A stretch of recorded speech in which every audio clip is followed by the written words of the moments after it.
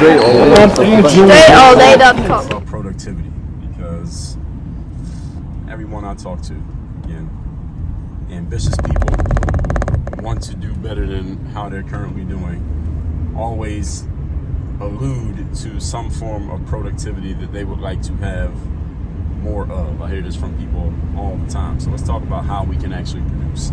This is something that I was thinking about a few weeks ago, maybe a week ago. I was thinking about Tupac, the rapper, and I was also thinking about a guy whose name I'm not going to say. I don't have a problem saying his name, but because I'm going to put clips out from this video on all social platforms, on some platforms they won't show my video if I say this guy's name, but he's bald-headed, he used to be a kickboxer, and he got kicked off all the social platforms, that guy. I was thinking about, first of all, Tupac, that after he passed, some people still believe that he's still alive, but let's just assume that he's not alive anymore. After he passed, all these Tupac albums kept coming out, right? And I remember people used to make jokes about it, like, man, this guy's like the hardest working dead man in history. He got all these albums coming out, even though he's passed away.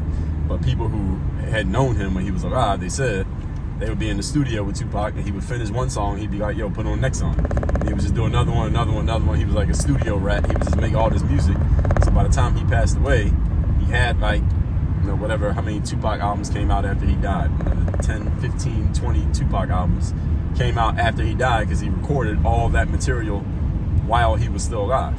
And it seems like, if you listen to Tupac's music, it seems like he had a belief in his mind that at some point he was actually going to get killed. So he had some urgency about recording as much as he could while he was still alive, so that his voice would live on after he was gone. And again, if you listen to Tupac's music, he was pretty much predicting that, which is why a lot of people think he might still be alive, that he was predicting it as just this big plan to make it seem like one thing when it was the other. But let's just assume that it happened the way that most of us accepted, that he's dead.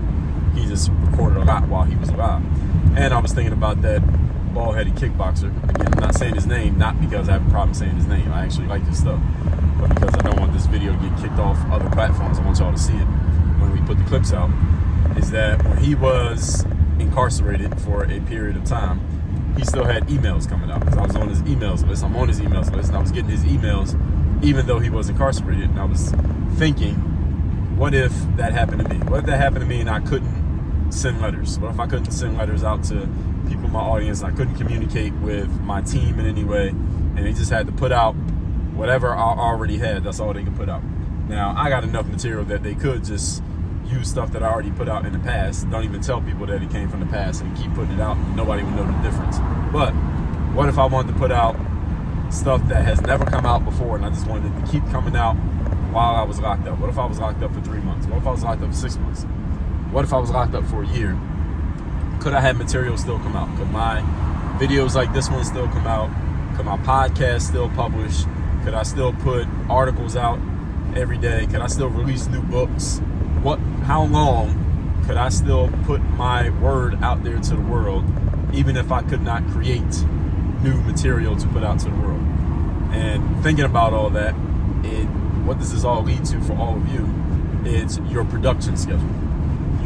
How much are you producing of the things that you want to be putting out to the world? How much of it would still be available to publish if you were no longer around to create it, starting tomorrow, next week, or next month?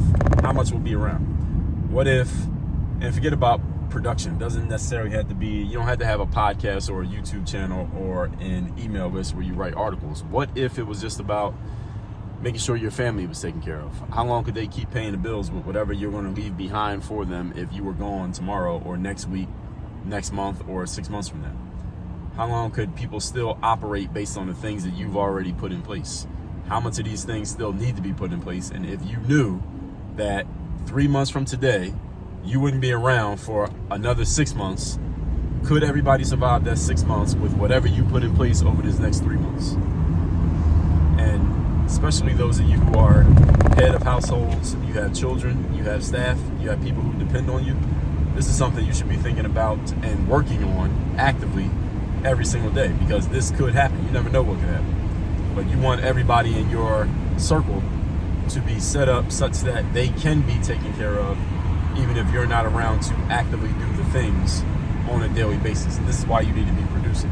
And again, I'm not talking about podcasting, YouTubing, or an email list. I'm talking about anything that the people around you could use and benefit from with you not around to be the one giving it to them? Are you setting them up for that with the efforts that you're putting out every single day right now? Or are you delaying the inevitable, i.e. the day when you're not going to be around anymore, and now everybody's going to have to figure things out without you on their own, because all the stuff that you did ended as soon as you stopped doing it.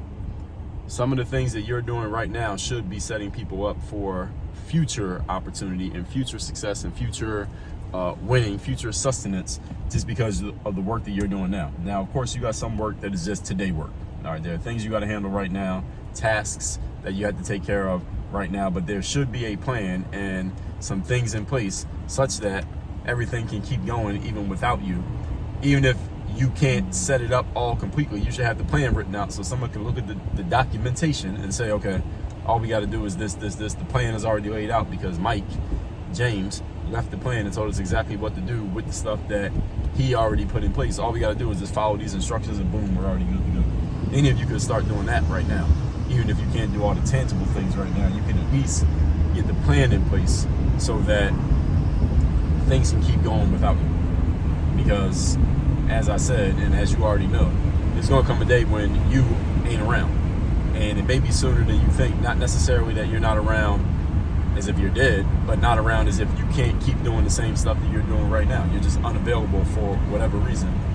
How does the game keep going? In a positive way that serves everybody around you. How does it happen? That's your responsibility. So take ownership of that responsibility and start putting that work in right now. And if you want some help on how exactly to do this and a clear plan on how to make it happen, go to workonyourgameuniversity.com, have me as your direct coach, and let's get to it. Work on your game. Dre all day.